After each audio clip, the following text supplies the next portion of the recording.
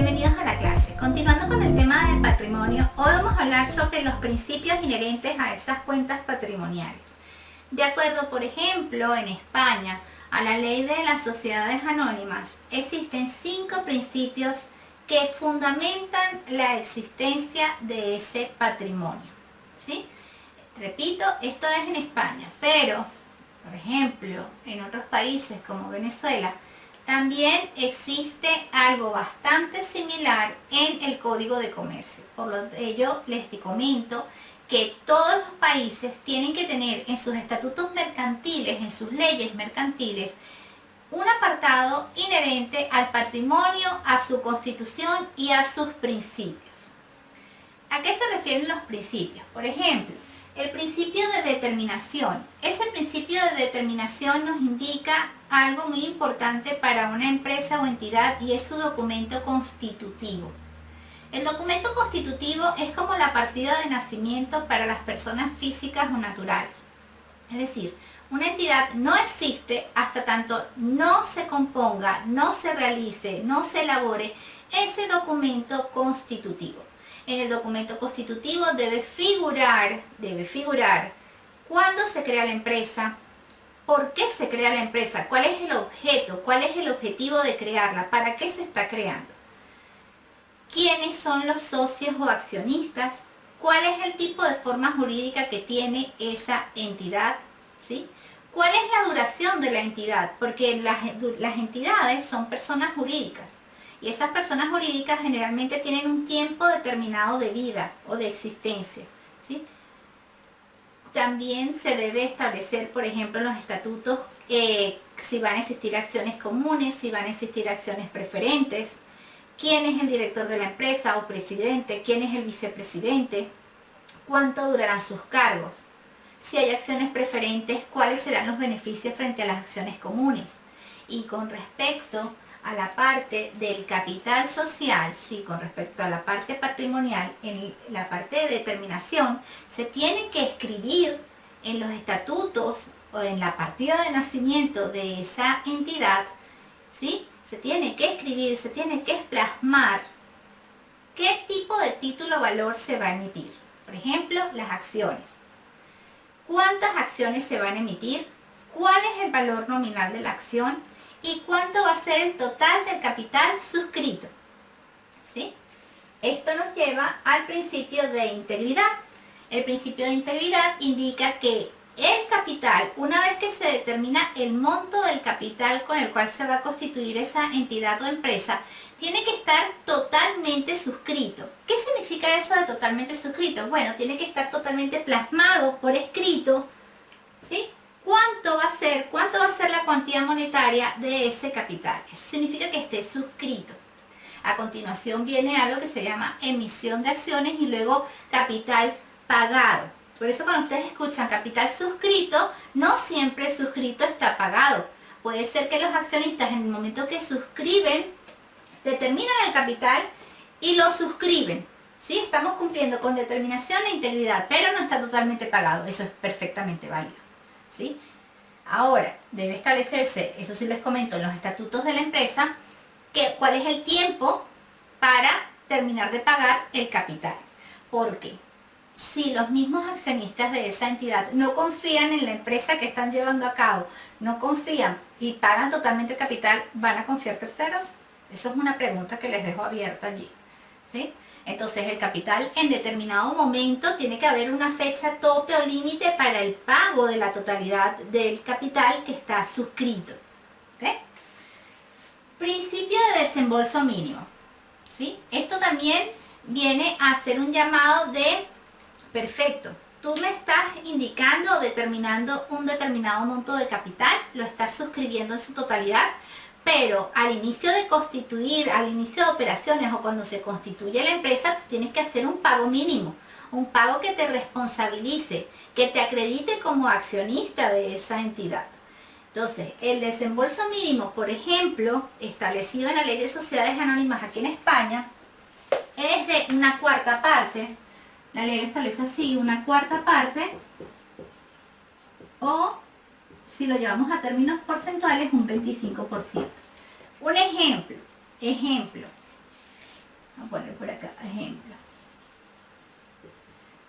Capital suscrito.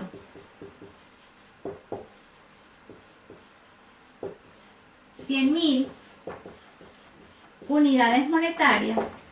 En España, de acuerdo al principio de desembolso mínimo, les pregunto, ¿cuánto será el mínimo pagado? Capital pagado. De acuerdo al desembolso mínimo, tiene que ser un 25% o la cuarta parte. Esos son 25.000 unidades monetarias. Eso, repito, aquí en España. ¿Okay? En otros países, por ejemplo, Venezuela, el mínimo que se debe pagar es un 20%. Entonces, este porcentaje que les establezco acá va a variar según el país donde ustedes estén. Pero créanme, todos los países van a establecer en su hoja de ruta de lo que es el registro mercantil de las empresas el establecimiento de un pago mínimo de ese capital social suscrito en los estatutos de la entidad. Siempre va a existir un pago mínimo, un compromiso mínimo. Y la ley de sociedades anónimas aquí en España y también el Código de Comercio, por ejemplo, en Venezuela, que les puedo aseverar, ¿sí?, establece que ese capital pagado puede pagarse en bien monetario o en especie. Como les comentaba en la clase anterior de patrimonio, ¿sí?, el bien monetario sería, por ejemplo, una transferencia bancaria por parte de los accionistas o socios hacia la cuenta bancaria de la entidad, ¿sí? Antiguamente se aceptaban incluso monedas y billetes que se depositaran en la entidad o institución financiera a nombre de la entidad. Y también se permite el pago en especie, un vehículo, un inmueble, por ejemplo un edificio, un galpón, una fábrica, maquinaria, ¿sí? Está permitido ese pago en especie. Ahora, lo que es muy importante, jóvenes, y eso sí se los comento, para que no haya duda hay un principio contable que se llama principio de identidad, ¿sí? Y ese principio establece algo muy común, muy lógico, pero que a veces los accionistas pues no lo entienden, y es el traspaso de propiedad. Si yo como accionista tengo un vehículo a mi nombre y quiero que forme parte de la entidad porque quiero aportar, hacer un aporte de capital social en especie con ese vehículo, tiene que existir un traspaso de propiedad. No es que la entidad lo va a usar como bien propio y se va a registrar como activo de la entidad o de la empresa en propiedad, planta y equipo, y el título de propiedad aún sigue estando a nombre del accionista, porque si esto fuera así, si no hay una cesión de propiedad, ese activo al momento de una auditoría, de una fiscalización, ¿de quién es? ¿A quién le pertenece? Si no está a nombre de la entidad, recuerden principios contables para el registro inicial o reconocimiento inicial de la propiedad, planta y equipo, no es de la entidad, es del socio o accionista.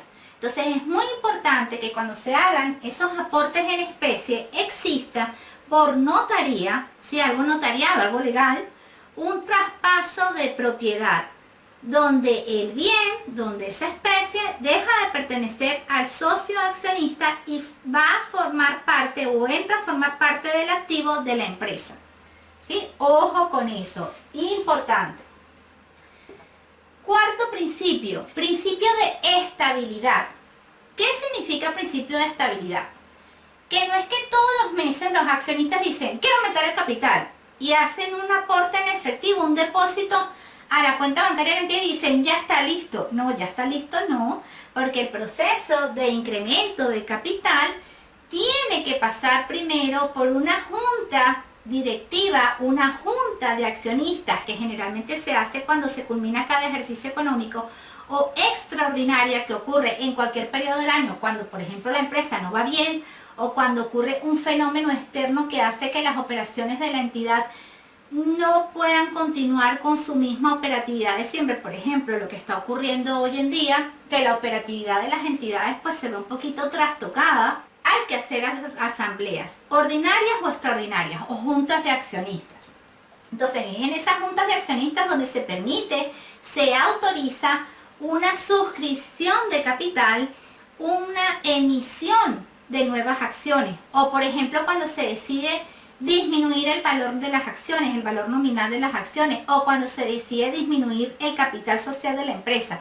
No es una decisión individual y arbitraria de cada accionista. Es algo que tiene que pasar por la autorización de la Junta de Accionistas en pleno, donde exista quórum. ¿Y qué significa un quórum en una Junta de Accionistas? Donde existe la aprobación de la mitad más uno, es decir, un 51% de ese capital social o de esas acciones o de esos accionistas deben autorizar esas modificaciones a los estatutos. Y esos estatutos incluyen, por ejemplo, lo que sería la modificación del capital social, bien sea la modificación de la totalidad del capital social, la modificación del valor nominal de cada acción, o bien sea la emisión, por ejemplo, de más acciones.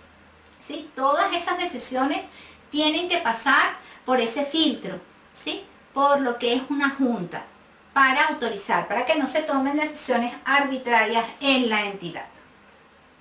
Y por último, dentro de los principios del capital social, fíjense el principio de realidad.